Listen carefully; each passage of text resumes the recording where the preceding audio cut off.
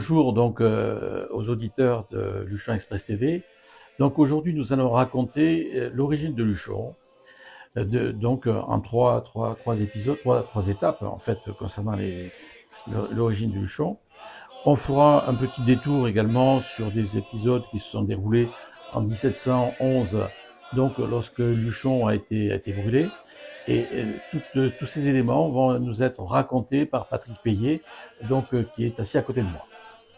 Bonjour à tous. Oui, effectivement, bon, si on veut travailler sur la naissance de Luchon, on va considérer cette naissance, il y a eu trois phases. La première phase sous les Romains, avec la prise de conscience de l'existence des eaux et la construction des premiers thermes.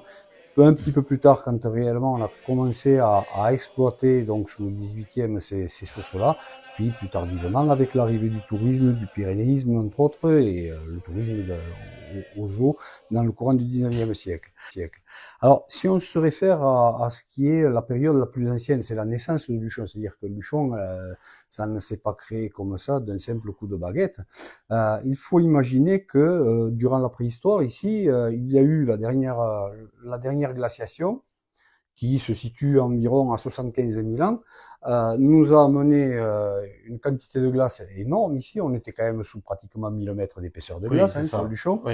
Et il y a à peu près 10-15 000 ans, cette glace a commencé à reculer, ces glaciers ont commencé à reculer. Et ils continuent d'ailleurs. Oui, ils continuent. Et il y avait 1 kilomètre d'épaisseur, donc ici, là où on est assis, et la longueur faisait 35 km, c'est-à-dire qu'on allait jusqu'à la Brocaire. Oui, on descendait jusque dans les ce qu'on appelle les avant-monts, quoi, les pré-Pyrénées, quasiment, donc où on trouve les moraines les plus anciennes dans le secteur de Montrégeau, Gourdin, etc. Donc ce glacier-là, en reculant, si on regarde un petit peu, la population a profité du recul de ces glaciers pour pouvoir rentrer à ce moment-là dans les vallées qui n'étaient pas utilisables. Si ce n'est que les premières populations que l'on a un petit peu sur les avant-monts, on les situe dans les 20-30 000 ans, puisqu'on a Gourdin-Polignan, qui est ce qu'on appelle une culture gravétienne, c'est-à-dire ça fait à peu près du 30 000 ans. C'est un petit peu plus ancien que Lascaux. On rentre un petit peu petit à petit avec la fonte des glaciers. On va venir, mais particulièrement, on va coloniser plutôt les crêtes, les hauteurs. Les hauteurs. Les hauteurs. Pourquoi? Parce qu'avec le recul des glaces, c'est pas salubre, c'est pas utilisable. Le fond de la vallée n'est pas utilisable. Donc, on se trouve à peu près, on le suit comment? Mais on a quelques petits vestiges ici à Saint-Mamé, la Tutte Verdotte, ou au-dessus de Montauban de Luchon avec Sainte-Christine. On a quelques vestiges que, bon, les gens qui ont fouillé à une période où ça s'est fait plus ou moins bien, on datait ça du néolithique, ça ferait à peu près dans les 4-5 000 ans. C'est certainement un petit peu plus récent, c'est un néolithique très tardif, je dirais. Et donc quelque chose qui a été épisodique, c'est-à-dire que les gens sont montés mais ne sont pas restés. Par contre, quand ils sont venus par la Barousse, les crêtes Barousse, au-dessus de la montagne d'Espiau ou à Riouat, ce qui est la moraine de Garin, ils ont installé là, ce sont des cimetières, tout bêtement, les alignements de pierre avec des cercles de pierre dans lesquels les rites funéraires à l'époque étaient des rites cinéraires, et donc on cramait nos morts, on les brûlait, et donc on ensevelissait à l'intérieur de cercles de pierre, qui s'appelle les cromlechs. Les cromlechs, une petite caisse en schiste, et à l'intérieur, on mettait des cendres à l'intérieur d'un vase. On en a retrouvé pas mal, là il en existe encore, les cromlechs sont encore visibles sur la montagne d'Espiau, ils le sont moins sur la moraine de Garin, puisqu'il y a eu des travaux qui ont succédé aux fouilles. Mais on en a retrouvé quand même sur l'ensemble, entre la montagne d'Espiau et Garin, on peut imaginer qu'il y en ait à peu près dans les 350 et 400 tombes qui ont pu être identifiées. Donc ça veut dire que s'il y a des tombes, il y a obligatoirement une résidence. Les gens ne mettent pas leurs morts et s'en vont comme ça, non. C'est à partir du moment où ils les ont mis, ils y vivaient. Oui, ils vivaient sur place. Oui, ils vivaient sur place. On n'a pas de situation, de village, etc. Mais par contre, à part au-dessus de Benquet, avec le Castéra, il y a une petite diaclase, c'est-à-dire un petit affaissement géologique là, où on pense que il devait y avoir certainement des habitats à cet endroit-là. On n'a rien trouvé. De toute façon, on ne peut rien affirmer. Ça se situe à peu près dans les 2500 à 3000 ans par rapport à nous. Oui, parce que c'était surtout des constructions en bois. C'était pas des constructions. Ah, c'est du matériau périssable, Ouais, ça, ouais. forcément. C'était Ouais. pas des constructions donc en pierre. Non, après, ils peuvent avoir fait du terrassement, ce qui s'est passé au Castera, hein. Oui, oui, d'accord, ouais, je Ça peut comprends. être un peu de terrassement, et donc ça, ce sont les traces qui peuvent subsister. Par contre, ça veut dire que on est resté sur les crêtes parce que en bas dans les vallées, c'était pas utilisable.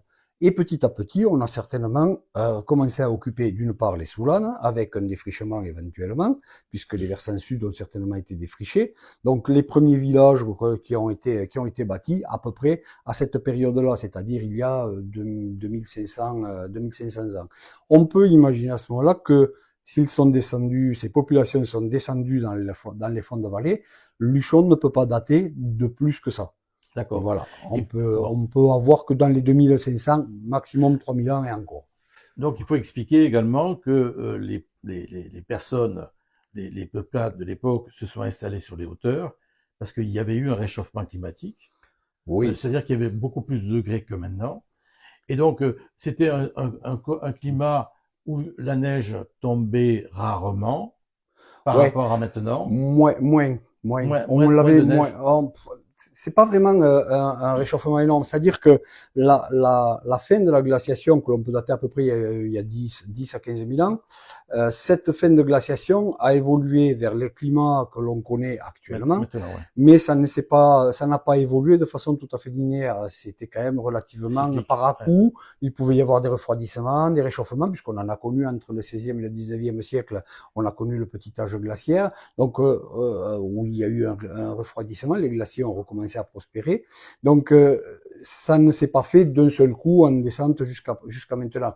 Il y a eu des périodes un petit peu plus chaudes, des périodes comme au 14e, des périodes un petit peu moins, etc. Donc c'est une succession, c'est un cycle. Bon, il y a quelques cycles qui se sont succédés comme ça. Là actuellement, c'est vrai que nous sommes sur un cycle qui est quand même particulièrement chaud, de par la durée plus que par les records, donc avec les conséquences que l'on connaît, où ça a accéléré la fonte de la disparition des glaciers, mais les glaciers, ils ont quand même commencé à régresser il y a quand même plus de 10 000 ans. Hein. Oui, Naturellement, c'est sur l'évolution globale du climat que ça s'est fait. Alors, ces peuplades-là, en fait, bon, ce sont des peuplades qui certainement venaient, a priori, ça devait venir du sud. Elles sont venues par les bords des Pyrénées, et elles ont migré elles ont occupé tout le flanc nord des Pyrénées. Elles sont rentrées petit à petit dans toutes les vallées, dont la nôtre. Donc ces peuplades-là, en fait, c'est ces peuplades qu'ont rencontré les Romains quand ils sont venus. Alors, on a toujours voulu dater la période où les Romains sont arrivés dans le secteur avec la venue de Pompée, avec ces rebelles contre Sertorius quand il y a eu ces confrontations. Ouais, en Espagne. C'est ce qu'ils appelaient en fait ces rebelles-là, ils les auraient fixés dans le 1er siècle avant Jésus-Christ. Or, on se rend compte que finalement c'est pas tout à fait ça, parce que les dires et cet abord là, cette hypothèse là, elle date de 4 ou 5 siècles après. Elles avaient été faites par Saint Jérôme, et donc les preuves archéologiques sur le terrain n'existent pas.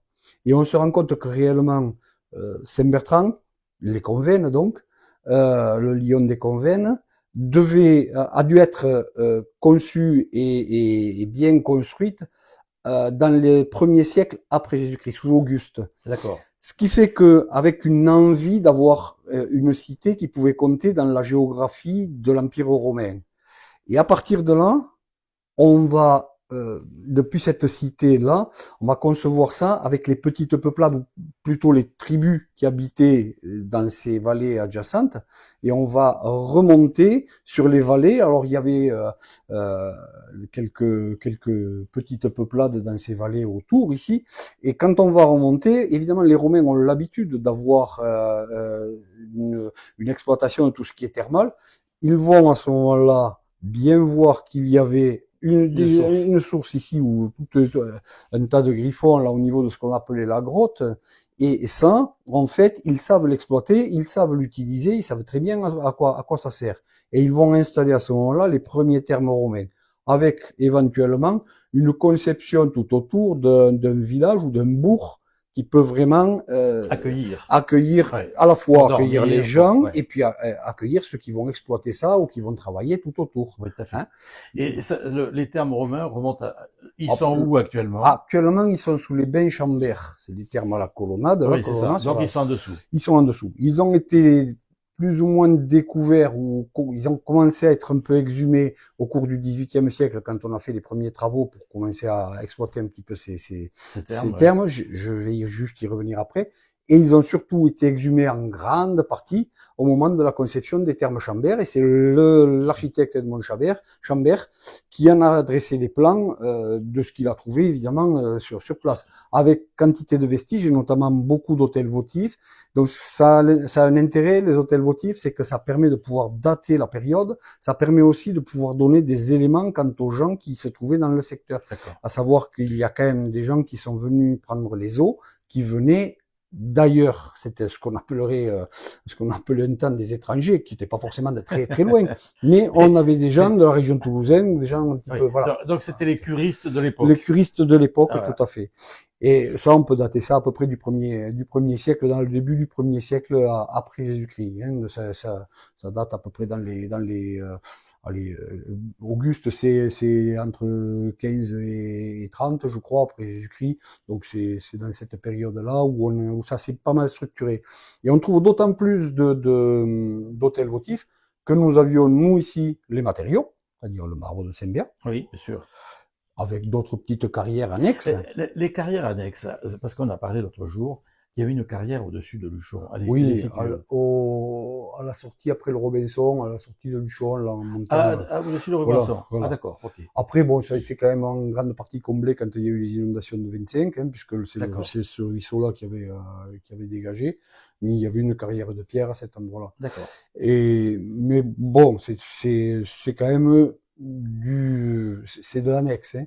Parce qu'en plus de ça, sur Saint-Béat, il y avait aussi ce qu'on identifierait comme étant un atelier de graveur de marbrier, quoi. D'accord. Carrément. D'accord. Donc, ça serait d'ailleurs un des seuls exemples vraiment, puisqu'on a retrouvé à Saint-Béat des hôtels votifs encore en place, c'est-à-dire non terminés. D'accord. Donc, alors, il faut expliquer ce que sont les hôtels votifs, comme ça sera bien. Ce sont des petits morceaux de marbre qui sont travaillés, qui sont dédicacés pour une raison ou pour une autre, soit un dieu, une divinité ou un personnage essentiel à qui on doit des remerciements d'une manière ou d'une autre pour des faits, souvent des faits de santé ou des choses comme ça.